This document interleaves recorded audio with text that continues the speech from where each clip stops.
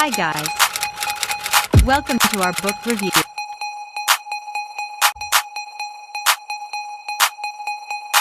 Hi, I'm Janie. Hi, I'm Gina. And I'm JB. And we are second year BS Economics students from Western Mindanao State University. The title of the book that we'll be reviewing is Wuthering Heights by Emely Brontë. First, we'll talk about the author's background, and we'll share with you the summary of the story. We'll followed by our insights regarding certain things in the novels and our commentaries in the plot. After that, we'll do the comparison and contrast with other great books and reviews, as well as our expectation and predictions while reading, and lastly, the conclusion. Before we'll start, let me introduce to you the characters in the novel.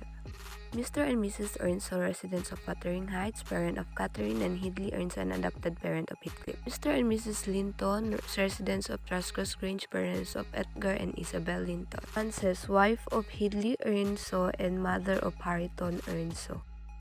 Hidley Earnshaw, elder brother of Catherine, husband of Frances and father of Hareton Earnshaw. Catherine Earnshaw, wife of Edgar Linton, mother of young Catherine and lover of Heathcliff. Edgar Linton, husband of Catherine Earnshaw and father of young Catherine. Isabel Linton, younger sister of Edgar Linton, wife of Heathcliff and mother of Linton Heathcliff. Heathcliff, husband of Isabel, father of Linton, and lover of Catherine Earnshaw. Hareton Earnshaw, son of Frances and Hidley Earnshaw. Cathy Linton, or commonly known as young Catherine, is daughter of Catherine and Edgar Linton. Linton Heathcliff is son of Isabel Linton and Heathcliff. Nellie Dean, housekeeper at Wuthering Heights and later Truscross Grange, and narrator of Wuthering Heights. Mr. Lockwood, narrator of Wuthering Heights and tenant at Truscross Grange. Now I'm going to introduce to you the brief background of the author. Emely Brontë, or Emely Jane Brontë, was born on July 30, 1818 at Thornton, Yorkshire, England, and was died on December 19, 1848 at the age of 30 on Howard, Yorkshire, England. She was an English novelist and poet who is best known for her only novel, The Wuthering Heights, and now considered as a classic of English literature. She also published a book of poetry with her sister Charlotte and Anne, titled Poems by Currer, Ellis, and Applewell. She was the second youngest of the 6 siblings, and her pen name was Alice Bell. In the late winter months of 1801, a man named Lockwood rents a manor house called Truscross Grange in the isolated moor county of England. He meets his landlord. Heathcliff is a wealthy man who lives in the ancient manor of Wuthering Heights. Natalie remembers her childhood. As a young girl, she works as a servant at Wuthering Heights. One day, Mr. Earnshaw goes to a Liverpool and returns home with an orphan boy who will be raised with his own children. At first, the Earnshaw children, a boy named Hindley, and his younger sister Catherine, detest the dark-skinned Heathcliff. But Catherine quickly comes to love him. After his wife's death, Mr. Earnshaw goes to prefer Heathcliff than to his own son, and when he continues his cruelty to Heathcliff, Mr. Earnshaw sends Hindley away to a college, keeping Heathcliff nearby. Later, Mr. Earnshaw dies and Hindley inherits Wuthering Heights. He returns with a wife, Frances, and immediately seeks revenge on Heathcliff. Heathcliff now finds himself treated as a common laborer, forced to work in the fields. One night, Heathcliff and Catherine wandered to Truscross Grange, hoping to tease Edgar and Isabella, the cowardice married children who live there. Catherine is bitten by a dog and forced to stay at the Grange to recuperate for 5 weeks. By the time Catherine returns, she has become infatuated with Edgar, and her relationship with Heathcliff grows more complicated. So when Frances died after giving birth to a baby boy named Hareton, Hindley becomes addicted to alcohol, and he behaves more cruel and abusive to Heathcliff. So eventually, Catherine desires for social advancement prompts her to become engaged to Edgar Linton. So despite of her overpowering love to Heathcliff, so Heathcliff runs away from Wuthering Heights for 3 years and return after Catherine and Edgar's marriage. So when Heathcliff returns, he seeks revenge to the people who have wronged him. So having come into a vast and mysterious world, Heathcliff deviously lends money to the drunken Hindley. So knowing Hindley will increase his debts and will fall into a deeper despondency. So when Hindley dies, Heathcliff inherits the manor, and for him to be able to own the Thrushcross Grange, he marries Isabel Linton, whom he treats very cruelly. So when Catherine becomes ill and gave birth to a daughter that named after her before she dies, Heathcliff begged the spirit of Catherine to stay on earth. So shortly thereafter, Isabel Linton flees to London and gave birth to Heathcliff's son, named Linton after her family. So Isabella keeps the baby. 13 years pass, during which Nadine serves as Catherine's nursemaid at Thrushcross Grange. 3 years after, Catherine meets Heathcliff in the moor and makes a visit to Wuthering Heights. She and Linton begin secretly romance conducted entirely through letters. When Nellie discovers, she destroyed Catherine's collections of letters, and the girl begins sneaking out at night to spend time with her frail young lover who asks her to come back and nurse him back to health. However, it quickly becomes apparent that Linton is only pursuing Catherine because Heathcliff is forcing him to.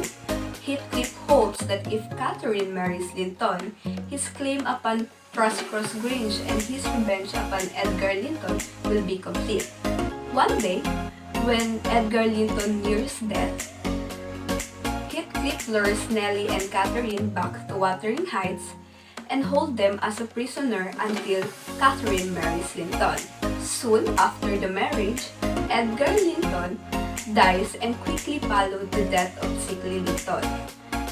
Heathcliff now controlled both Wuthering Heights and Thrushcross Grange, and he forced Catherine to live at Wuthering Heights and act as a common servant while he rents Thrushcross Grange to Lockwood.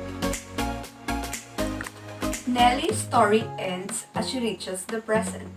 Lockwood uphold and his tenancy at Thrushcross Grange and return to London. However, 6 months later, he pays a visit to Nellie and learns the further development in the story.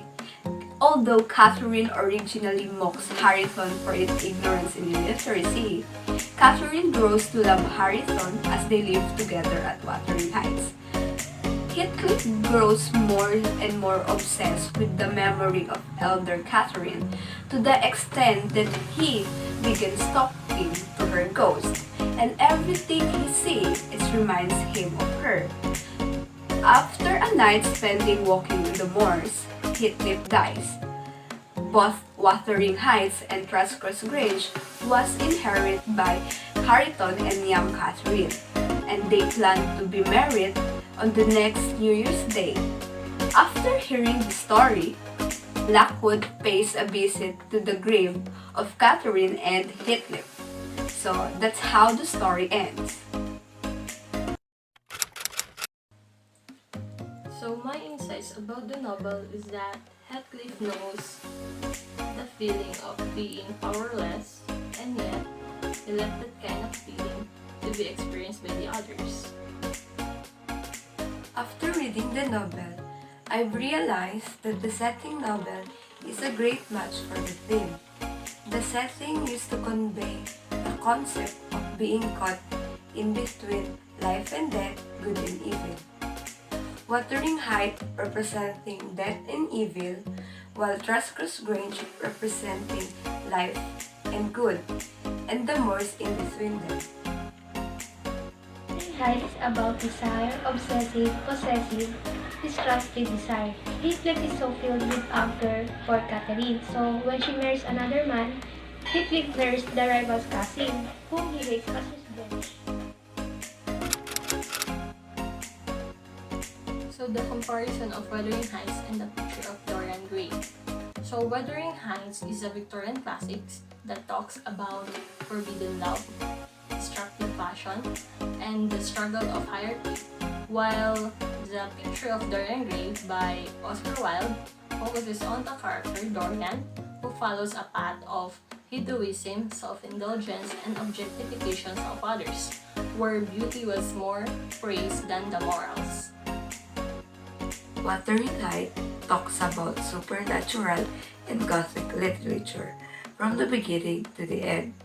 The novel is full of class, love, revenge, and spirit. Just like The Great Expectation by Charles Dickens, explore universal idea, but the author focuses on three major themes: social class, ambition, and guilt.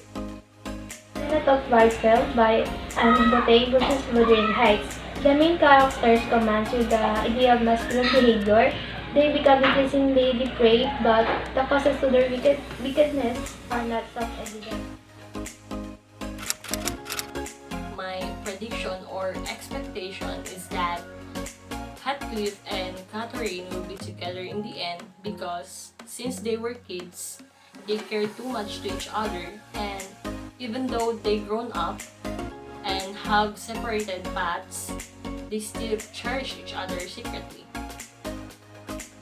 While reading the middle part of the novel, I assume that when Catherine makes a visit to Wuthering Heights and see Linton, she will remember him as her cousin. But it seems that they don't recognize each other because they last met 3 years ago. Mr. Long to discover the truth about Catherine. Mr. Heathcliff was alone after the Heights, and then the room with Catherine Dyer was in disrepair. So from what I can inference, Catherine either died. I can assume that Catherine has left Heathcliff for Mr. Linton, or that there was some sort of love triangle between the three of them. The love triangle would be the most likely coincidence, because when Mr. Lockwood found the diary with the 3 different last names in it, was a giveaway that she would have a love triangle. Who knows, maybe she'll have that and then die before she is given the chance to